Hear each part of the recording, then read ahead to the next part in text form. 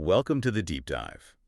Today we're jumping into, well, just an incredible story. It's about transformation, it's about resilience, and it really centers on UFC heavyweight Tom Aspinall. Yeah, and his journey, it's got some surprising twists. It's Yeah. definitely not just about the wins in the cage. Exactly. What's really fascinating here is, what it means to face these huge setbacks, these public failures sometimes, and still find that will to keep going. It connects to something bigger, I think, about just human perseverance. Absolutely.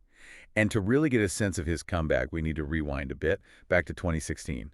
This was a moment where, honestly, it sounds like he thought it was all over. A real low point. Oh, definitely. Right. Picture this. He's dealing with really severe knee problems. Like he literally can't walk without pain. He's broke, has no sponsors, not training at some big fancy gym. Right. No, just a small damp garage back in Manchester. And he gets to this point, he tells his dad, I'm just not good enough. Maybe this isn't for me.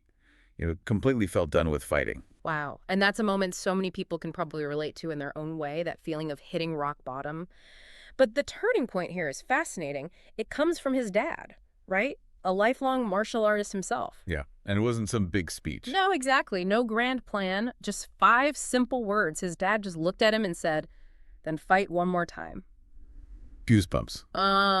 5 words. And it wasn't just, keep your chin up. It was a challenge. It was this invitation to find maybe that last bit of fight left in him. And somehow that just completely reshaped his path. And fight he did. It's like that lit a fire. He Uh-huh. starts this incredible run, just knocking guys out incredibly fast. They called him Thunder with hands, didn't they? They did. He wasn't just winning. He was demolishing opponents, building real momentum, climbing the ranks, getting those wins, heading towards the UFC. He really was on the rise. Gets into the UFC, starts making noise. It seems like those struggles from 2016 are long gone. But then, then comes 2022. Yeah. Just as he reaches what feels like a peak, his first ever UFC main event.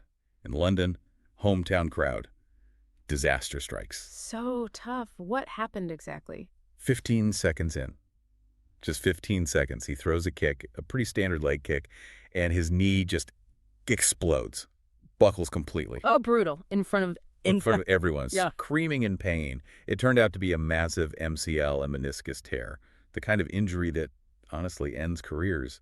A lot of people thought, well, that's it for him. Right. And how do you even start to come back from that? Especially when it's so public, so visible. The pressure must have been immense. Exactly. But here's where the story takes another turn. While everyone was talking, speculating, writing him off, Tom worked. But he worked in silence. Complete silence. Yeah. No cameras following his rehab, no constant updates, no excuses, just the grind. Grueling physical therapy, ice baths. He's even talked about the